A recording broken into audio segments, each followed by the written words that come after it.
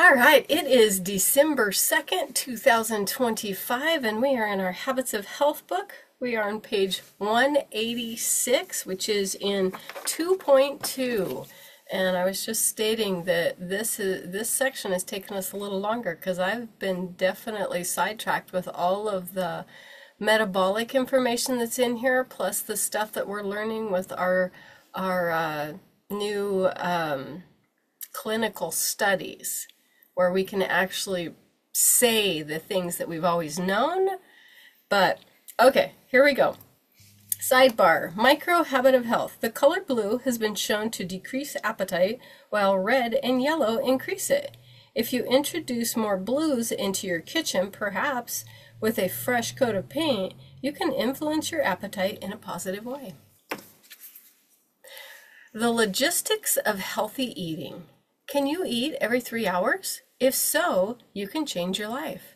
Let me help you find out how to fit this meal schedule easily into your day. This is the schedule you'll use during the weight loss phase.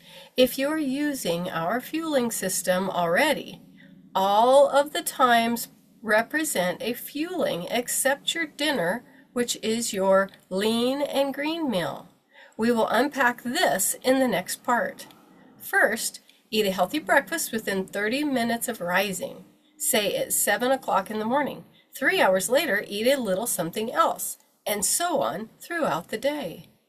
7 is breakfast, 10 nourishment or fueling, 1 is a nourishment, 4 nourishment, 7 dinner, 9:30 to 10 small nourishment. So, yeah, and we have a new program called the 5-in-1 Active Plus. Dana, remind me to tell you a little bit about that after we're done recording. It is incredible.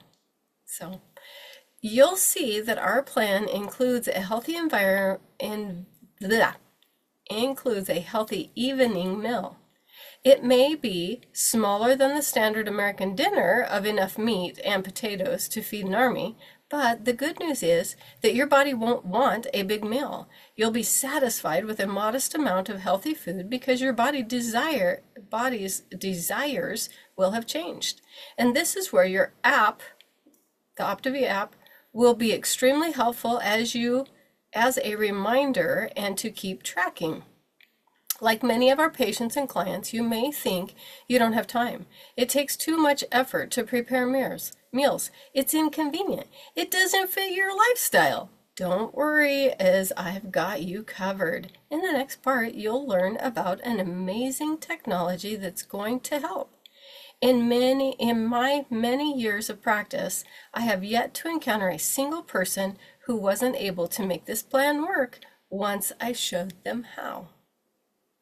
By planning your meals in advance and making sure to have healthy fuelings with you wherever you go, the program is actually quite easy to manage logistically.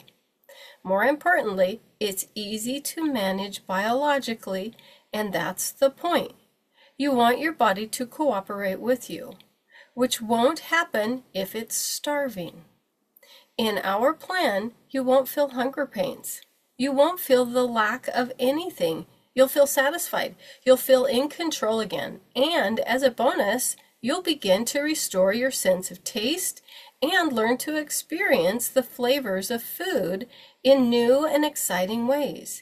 And all this while losing weight. Creating a microenvironment of health, your new leptogenic surroundings. In part 1.3 to 1.6, you learned how to develop an internal framework focused on the motivation and choices that support your goal of optimal health. Now we're going to begin supplementing that healthy internal environment with the healthy environment we talked about in 1.7, optimizing your surroundings, creating your microenvironment of health. This brave new world, what I call a leptogenic world, supports optimally healthy fit individuals. Leptogenic, adjective. Comparative more leptogenic, superlative, more leptogenic. I have no ideas. Leptogenic, causing weight loss or creating thinness. Here's how we're going to start building it. From the moment we get up in the morning until the time we hit the pillow at night, somebody or something is tempting us to eat. This world of nutritional pollution is hard to ignore. It all goes back to our development as a species. Over the course of many thousands of years, our brains perfected a system that rewards behavior it deems essential to our survival. Food gives us a sensation of pleasure, which we've learned to anticipate and seek out. In fact, food, especially high-caloric food, junk food, filled with fat and sugar, affects our brain receptors in just the same way that drugs and alcohol do. Back in our ancestors' day, this was an important survival mechanism. High-density foods were rare, and it was always in our best interest to eat as much of them as possible. But even today, this conditioning is so strong that we're stimulated by the mere hint of food, just by being in certain environments or around smells that we associate with eating.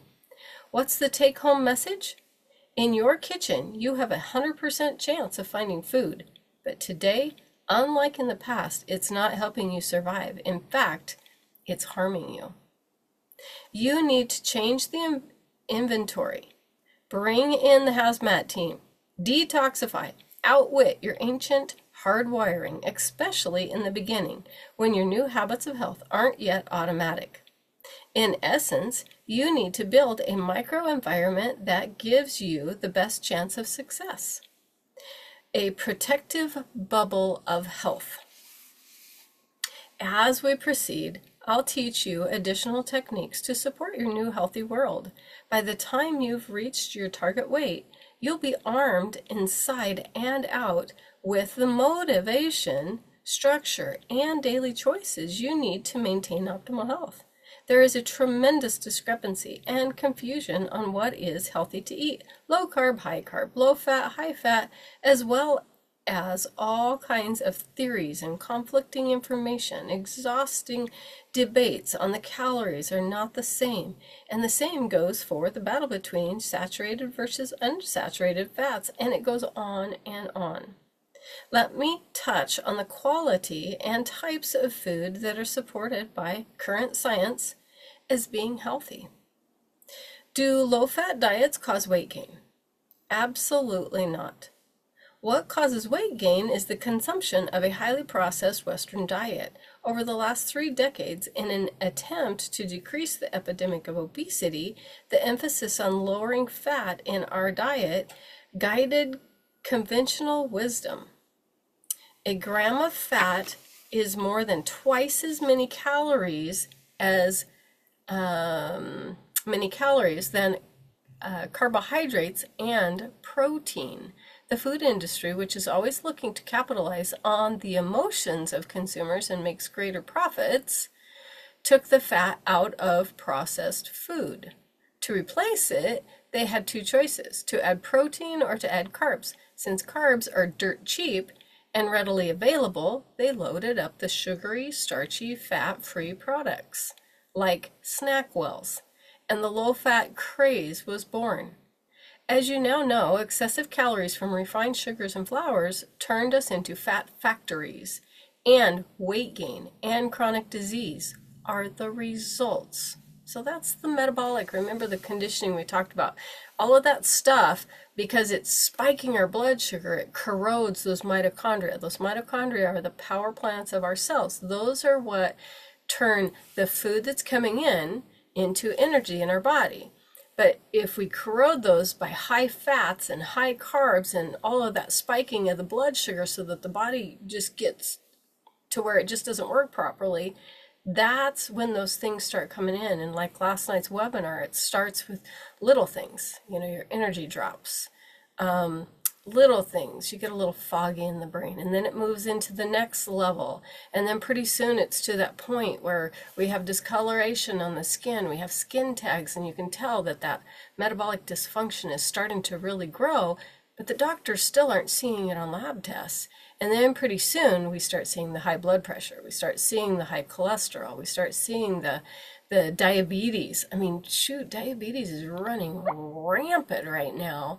And then what happens, we move into metabolic syndrome, which is 3 of those top things. And I mean, seriously? This is what we're dealing with now. This is what we are able to reverse with the way that we are doing metabolic resets. We're allowing the body to work like it was always supposed to. And Dr. A talks about within 3 months, our cells have recreated themselves. So if we're living this life, within 3 months, our body is doing much, much better. But by the time we've lived the habits of health for 3 years, our bodies live like as if we have not lived the habits of disease, if we keep living the lifestyle. It's amazing. Our bodies want to heal. It's crazy. Okay, thanks, Dana. But that's what we've got if we live the lifestyle. Optavia is not about that little tiny weight loss. I think about that little tiny weight loss. 5 months it took me to lose 50 pounds. But the 10 years since then, that's Optavia. That's thriving in life because I'm living the life. I've reversed obesity. I've reversed Hashimoto's. I've reversed rheumatoid arthritis. And at 57, I'm living so much more of a life than I did in my early 40s. So, wow. Again, little tangents. Thanks, Dana. Okay. Are carbohydrates the enemy? Low glycemic carbohydrates from plants in their natural state are all amazing sources of all kinds of nutrients. Fruits, vegetables, legumes, nuts, seeds, dairy, and some grains are part of the healthiest diets on earth. It is the processing that refines the sugar and flour and fills the shelves with massive amounts of unhealthy calories that creates a weight management nightmare. This industrialization and the creation of food science has moved us from whole, complex foods into refined, simple, and disease-inducing foods that are slowly killing us. So, is high fat now recommended? Only if you do not want to lose weight and be healthy. Yes, we do want to consume a reasonable amount of healthy fats, olive oil, coconut oil, medium chain triglycerides, avocado, nuts, seeds, and of course the oil from healthy fish in moderation are all wonderful, but they still have 9 calories per gram. And if eaten in large quantities, you will probably gain weight. Stay away from partially hydrogenated fats and lower consumption of vegetable and seed oils such as soybean, sunflower, corn, and canola. Now understand, soybean is great the way that we process it and the way that we put it into our soy. Soy is a great natural protein that we have in a lot of our fuelings. And a lot of people are like, oh, soy. Well, it got a bad rep because there were some tests done years and years and years ago that were incorrect. Soy actually has a very healthy estrogen. Did you know there's 4 different estrogens? Soy has a healthy estrogen in it for our bodies, which is really, really good. But it got a rap because everybody links things all together. Anyways, 40 some years later, we're still using soy and loving it, and we haven't ever had some wave of things going wrong. So I don't understand where people think, oh, look at that. And I mean, in Japan, a lot of soy is eaten. And guess who lives to be really old? You know, there's several countries that we're finding that have a lot of soy is a easy assimilated protein that really gives people what they need to help protect muscle. And yet, here he's talking about soybean oil. Did you know that in the processing, and if you look at a lot of dressings, soybean oil is in them? I try to avoid dressings with soybean oil because it is not the healthiest of fats. Again, it's all about awareness and mindfulness. We've got to be striving for greater health and really digging into the information and becoming with an identity of a healthy person. So, yep, there I go again. Do the amount of calories I consume matter? I wish I could give you a hall pass, but as your dad told you when you were a kid, if it sounds too good to be true, it probably is. Unlike the zealots, who would like to discard the first law of thermodynamics, your total calorie intake still affects your weight management system. Yes, it does matter where you get your calories from. A large leafy salad with a drizzle of olive oil and balsamic vinegar is better than a Snickers bar. But you already knew that. I assure you that both during the weight loss and the healthy eating macro habit installations, you will have a variety of tasty, filling, diverse, easy to prepare choices that you will be able to eat for the rest of your life. And we're going to help you. We are going to help you naturally increase your daily motion so you can offset an extra calories you do consume. There's much more to come, but for now, let's set you up for success by giving your house a healthy makeover. This is helping build the habits of healthy surroundings. Note, these are general guidelines for converting to healthy surroundings for long-term health, which address all the concerns expressed above. Depending on which plan you select to use during your weight loss phase, we will have more specific guidelines. Reduce your refrigerator and freezer. Begin by bringing a trash can over to the refrigerator. Get ready to dump the following foods. Take them to the local food bank or give them to your neighbors, depending on how much you like them. Because if you like them, you don't want them unhealthy either. So here's what needs to go from the freezer. Frozen fruit with added sugar.